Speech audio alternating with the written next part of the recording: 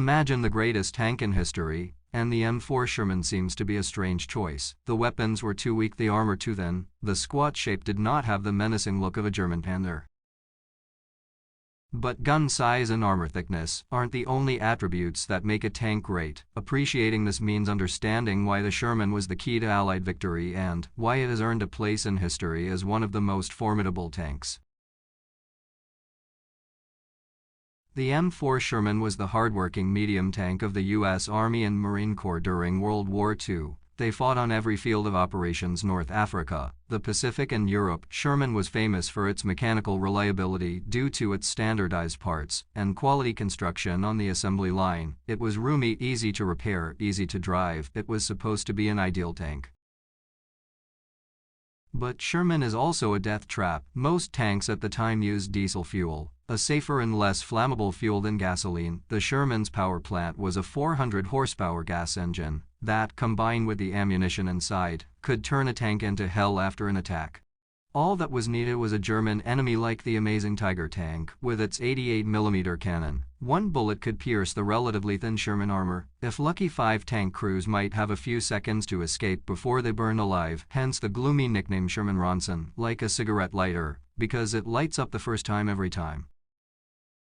However, Sherman's strength was in the numbers. It is one example of the industrial prowess of the United States during World War II, a time in which factory workers and factory produce did as much to win the war for the Allies as soldiers, sailors, and airmen did in battle.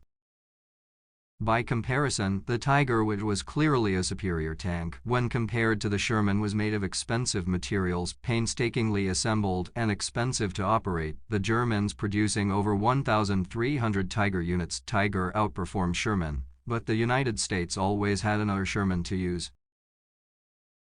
Were there other tank crews trained to man the Sherman, it was more problematic. But despite all the problems, infantrymen were always happy when the Sherman arrived. Common roles included infantry support. Often, soldiers marched long behind Shermans as tanks advanced across an open field, leading the attack and allowing cover rounds to be fired from German MG-42 machine guns or small arms fire from enemy soldiers. Sherman had decent firepower. Although the 75mm caliber guns were less powerful than German tank guns, they could still fire high explosive rounds that would level buildings, protecting German troops. Additional weapons included 2 M1919 Browning caliber machine guns .30 and M2 caliber .50 Browning on coaxial turret mounts. Both guns could knock down German infantry or destroy machine gun nests. In the Pacific, the Marines deployed flamethrower-equipped Shermans to destroy Japanese defensive positions in the final months of the war, when determined Japanese soldiers rarely surrendered. Shelling of defensive posts often did not stop deadly fire directed at American troops.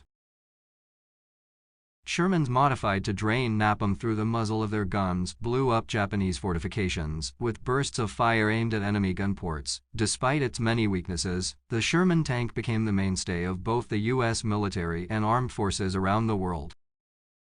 The Sherman tank remained in use by the Army and Marine Corps after World War II, and was in action throughout the Korean War. Even after the United States replaced the Sherman with the M48 Patton main battle tank in the 1950s, the Sherman served alongside U.S. allies until the 1970s. The heavily modified Super Sherman even fought with the Israel Defense Forces during the Six-Day War in 1967 and the Yom Kippur War in 1973.